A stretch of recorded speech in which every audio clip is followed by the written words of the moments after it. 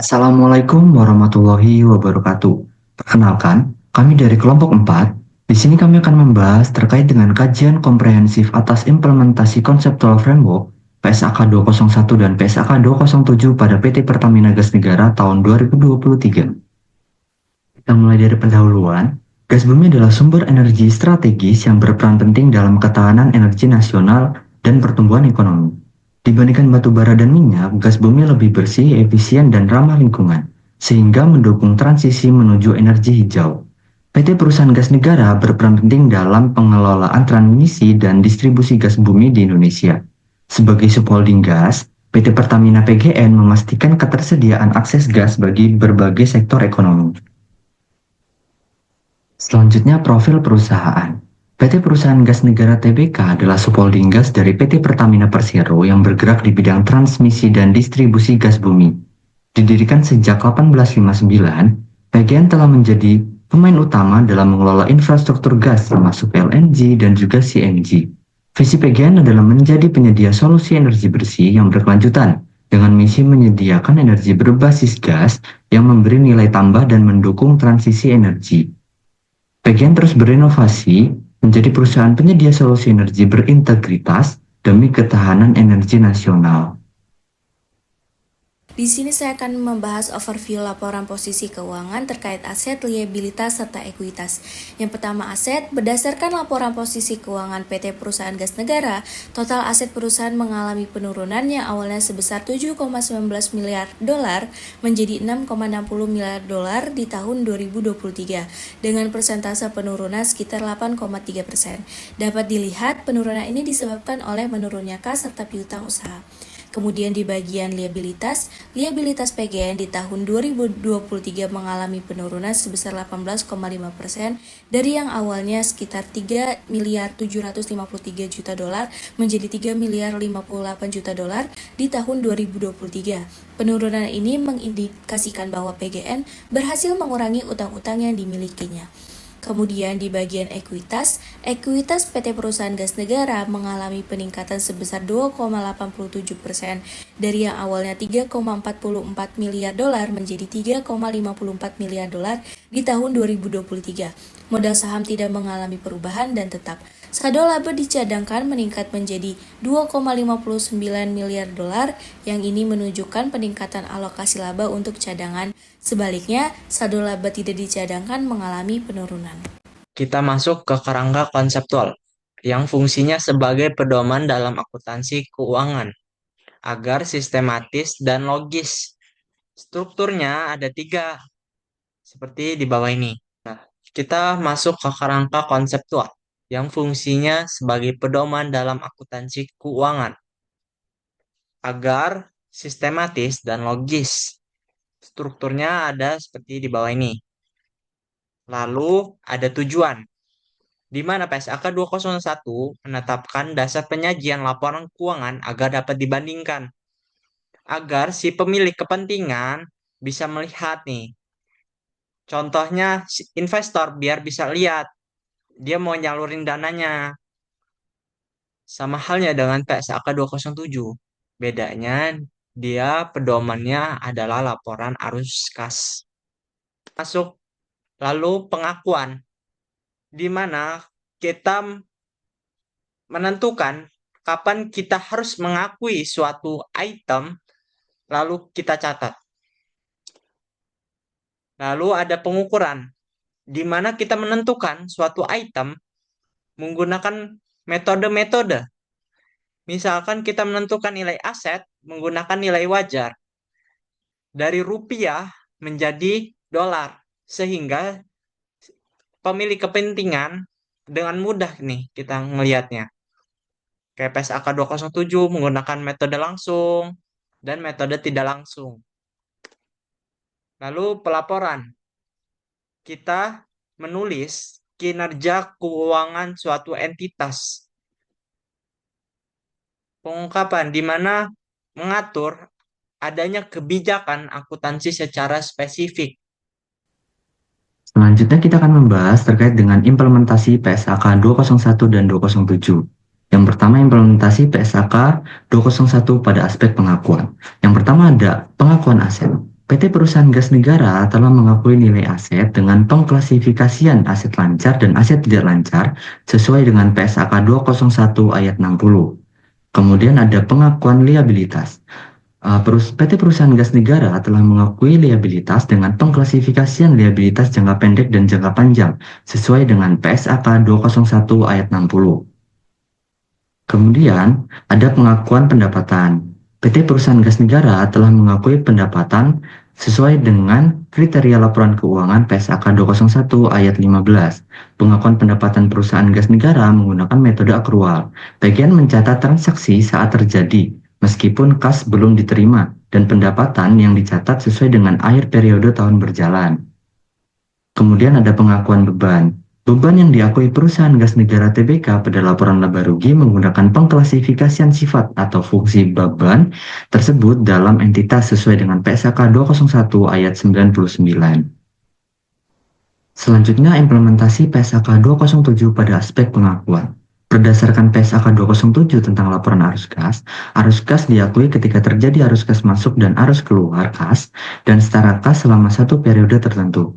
Nah, PT Perusahaan Gas Negara telah mengakui arus kas ketika terjadi penerimaan dan pengeluaran yang berasal dari aktivitas operasi, investasi, dan juga pendanaan yang menyebabkan arus kas masuk dan arus kas keluar yang diperoleh dari aktivitas utama penghasilan pendapatan entitas atau aktivitas lain yang mempengaruhi penetapan laba rugi sesuai dengan PSAK 207 ayat 14, ayat 16, dan juga ayat 17. Kita masuk ke implementasi PSAK 201. Pada paragraf 27, kita menggunakan laporan keuangan atas dasar akrual, di mana pencatatan biaya atau pendapatan dilakukan saat terjadinya transaksi langsung. Lalu ayat 33, pengukuran aset secara neto setelah dikurangi penyisihan penilaian. Seperti lihat di paling bawah ini ada penurunan nilai aset tetap. Kemudian paragraf 83 CA, investasi perusahaan itu diubah, harga belinya diamortisasi lah, diubah menjadi harga pasarnya atau nilai wajar dan langsung dicatat ke laba rugi. Contohnya paling bawah ini ada perubahan nilai wajar aset keuangan pada nilai wajar melalui penghasilan. Kemudian implementasi PSAK 207, yaitu mensyaratkan pengungkapan transaksi non-kas material, contohnya kayak konversi utang menjadi ekuitas, seperti gambar ini. Ada konversi utang pemerintah ke saham perseroan. Kemudian adanya penggunaan metode langsung untuk menyajikan arus kas dari aktivitas.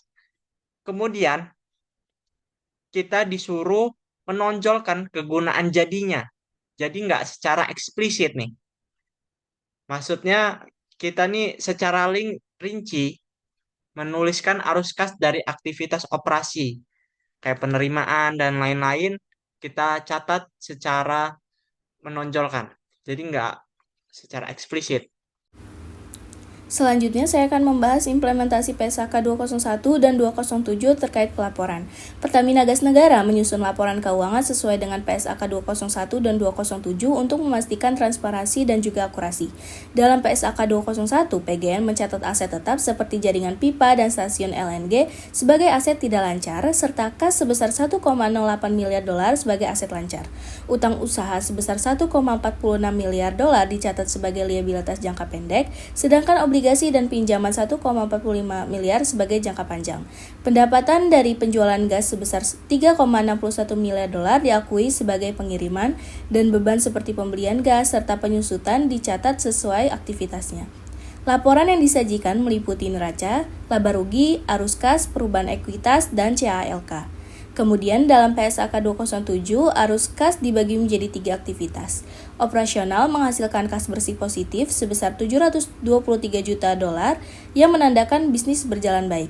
Aktivitas investasi mencatat kas bersih negatif sebesar 57 juta dolar yang menunjukkan PGN aktif ekspansi. Sementara itu dari pendanaan, PGN meraih kas bersih sebesar $283 juta dari penerbitan obligasi setelah digunakan untuk dividen dan pelunasan pinjaman.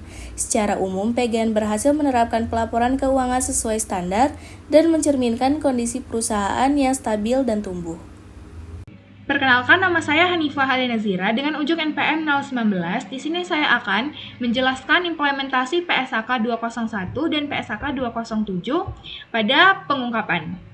Di tahun 2023, PT Perusahaan Gas Negara Tbk atau PGN menyajikan laporan keuangan sesuai dengan PSAK 201. Laporan laba rugi mencatat pendapatan sebesar 3,65 miliar US dollar dan laba tahun berjalan sebesar 376,6 juta US dollar.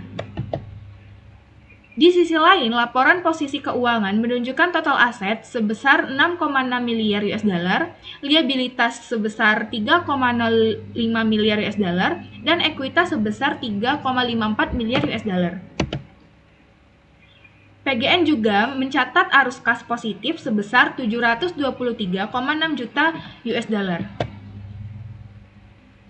PGN mengungkapkan kebijakan akuntansi yang digunakan seperti pengakuan pendapatan dan manajemen risiko keuangan, serta mengungkapkan informasi terkait pajak dan risiko lainnya. Selanjutnya, dalam implementasi PSAK 207, PGN membandingkan data keuangan tahun 2023 dan tahun 2022. Pendapatan meningkat senilai 2,18%, sementara laba bersih turun 6,16%. Total aset menurun 8,3%, tetapi ekuitas meningkat 2,87%. PGN juga mengungkapkan perubahan kebijakan akuntansi yang berdampak pada laporan keuangan dan memastikan tidak ada koreksi kesalahan yang signifikan. Terima kasih. Baiklah, di sini saya akan menjelaskan simpulannya. Setelah melihat penerapan konseptual framework PSAK 201 dan PSAK 207 pada laporan keuangan PT Perusahaan Gas Negara Tbk atau PGN, dapat disimpulkan beberapa hal penting. PGN telah mengikuti prinsip-prinsip konseptual framework dengan baik, menghasilkan laporan keuangan yang jelas, dapat dipercaya dan sesuai dengan standar akuntansi internasional atau IFRS.